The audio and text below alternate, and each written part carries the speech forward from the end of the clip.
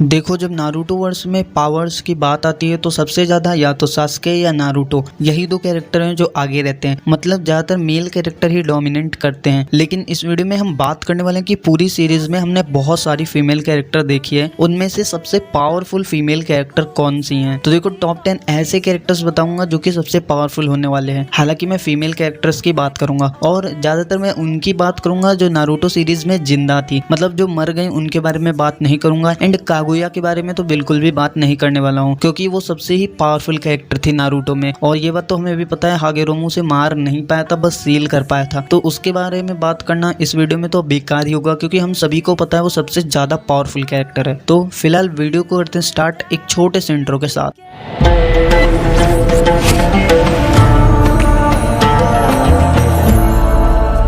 10th number की बात करें तो 10th नंबर पर आती है टेंटेन। एंड ये बात हम सभी जानते हैं कि ये कितनी कमजोर है। एंड इसके बहुत बड़ा रीजन ये है कि इसको पूरी सीरीज में बहुत कम बार दिखाया गया है, इसे बहुत कम स्क्रीन टाइम मिला है। लेकिन फिर भी अगर बात करें तो ये बहुत घटिया सा एक टेक्निक है जो इस्तेमाल कर दिया, एंड वो है वेपन्स। हाँ देखो, वेपन इस्तेमाल करना कोई घटिया टेक्निक नहीं है, लेकिन इसके लिए घटिया है क्योंकि ये वेपन के सिवाय और कुछ इस्तेमाल ही नहीं करती है। अब रीजन तो बिल्कुल सही है वीक होने का, क्योंकि जहाँ पर लोग बाक्यूगन शारिंगन लेकर घूम रहे हैं, तगड़ी फिजिकल स्ट्रेंथ लेकर घूम रहे हैं, तुम केवल वेपन से लड़ना चाहते हो तो तुम सबसे कमजोर तो होगे ही। अब बात कर लेते हैं 9th नंबर पर। तो 9th नंबर पर आती है सिजुने। एंड हाँ, ये वही है जो हमेशा लेडी सुनाडे के साथ रहती है। देखो, इसके पास थोड़ी बहुत फिजिकल स्ट्रेंथ है। बात करें तो ये मेडिकल निंजुत्सु भी काफी अच्छे इस्तेमाल कर लेती है, एंड यही रीजन है कि ये टेंटेन से ऊपर है। लेकिन हमने देखा है पूरी सीरीज में भी इसका कुछ बेहतरीन काम नहीं था, मतलब इसकी पावर को कुछ हमने अच्छे से देखा ही नहीं है। बस एक बार इसकी पावर दिखाई गई थी जब ये गए थे थर्ड टेल को सील करने के लिए, वहां पर ये थोड़ी काम आई थी। अब बात करते हैं 8th नंबर की। तो 8th नंबर पर आते हैं हिनाटा। देखो, हिनाटा पावरफुल है क्योंकि वो हायुगा क्लैन से बिलोंग करती है, एंड इनके क्लोज कॉम्बैट काफी अच्छे हैं। एंड पता है सिजुने को मैंने इससे नीचे, मतलब हिनाटा से नीचे क्यों रखा, क्योंकि हिनाटा क्लोज कॉम्बैट में अच्छी है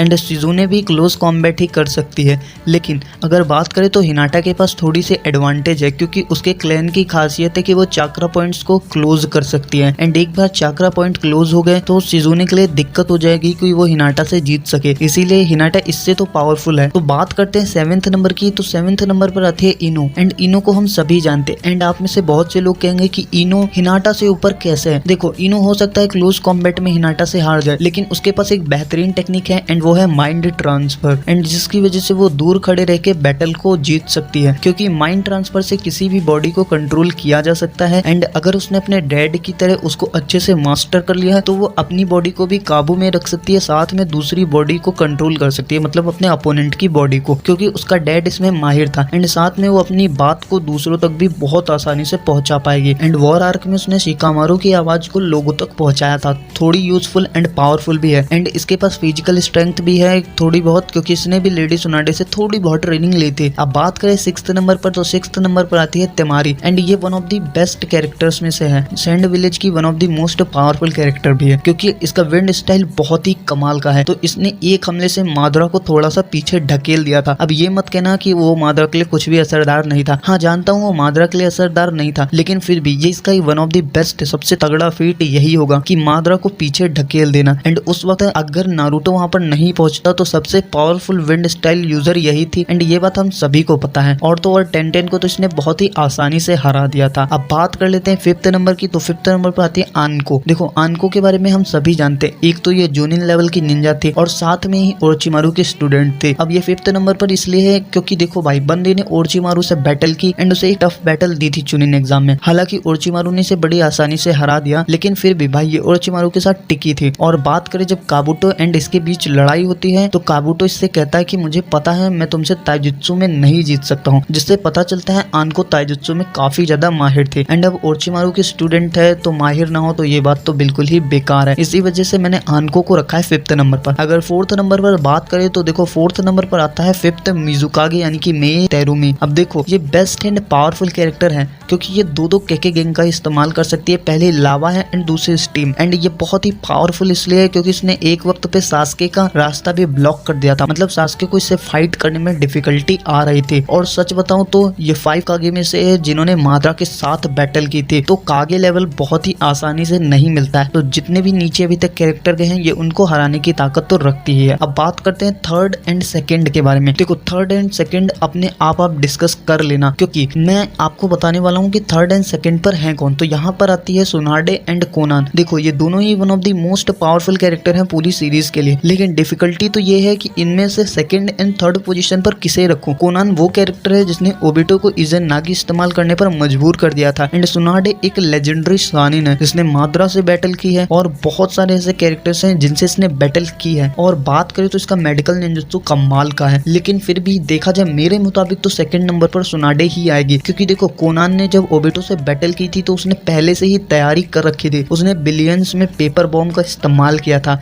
लेकिन अगर डायरेक्ट बैटल हो जाए सुनाडे के साथ एंड कोनान को प्रिपरेशन का टाइम ना मिले तो शायद ही कोनान सुनाडे से जीत पाए। इसी वजह से अगर इन दोनों में 1 वर्सेस 1 आमने सामने होती है, मतलब डायरेक्टली बैटल स्टार्ट होती है, तो मैं तो बैट करना चाहूंगा सुनाडे पे, क्योंकि उसकी फिजिकल स्ट्रेंथ कोनान के पन्ने फाड़ सकती है। तो इसी वजह से मेरे मुताबिक तो सुनाडे सेकंड पे एंड कोनान थर्ड पे आएगी। अब बात करते हैं फर्स्ट नंबर पर। तो देखो फर्स्ट नंबर पर है साकुरा। अब हाँ हेटर्स हैं या फैंस हैं, बहुत से लोग इस बात को मानने से मना कर देते हैं। तो देखो ऑफिशियली खुद कहा गया है कि साकुरा सबसे पावरफुल कैरेक्टर है एंड ऑफिशियली ये बताने की जरूरत है भी नहीं भाई। देखो अगर आप सच में एक वक्त पे साकुरा को हेट करना बंद करके सोचेंगे तो वो बहुत ज्यादा पावरफुल हो गई थी। मतलब उसने कागुया से बैटल की थी, नारुतो एंड सास्के की मदद भी की थी जब वो माद्रा से लड़ रहे थे। उसका मेडिकल निंजुत्सु कमाल का है एंड वो भी सेम समनिंग करती है जो सुनाडे करती है। तो देखो वो कमाल की है, पावरफुल तो है। अब तुम उसे हेट कर लो या कुछ भी कह लो, ऑफिशियली भी ये कहा गया है एंड उसकी पावर्स को एनिमे में भी दिखाया गया है एंड उसकी फिजिकल स्ट्रेंथ को तो खुद ककाशी सेंसाई ने भी माना है। तो ये कहना तो बेकार है कि वो वीक है एंड ऑफिशियली भी उससे सबसे पावरफुल बोल दिया गया है। तो चलो टॉप पे तो वो आनी ही चाहिए। लेकिन अगर आपके मुताबिक बात करें तो कौन सा ऐसा कैरेक्टर है फीमेल में जो टॉप पर आना चाहिए था, एंड आप अपनी लिस्ट कमेंट करके जरूर बताना। तो देखो वीडियो पसंद आई हो चैनल को सब्सक्राइब जरूर करना। Thank you for watching.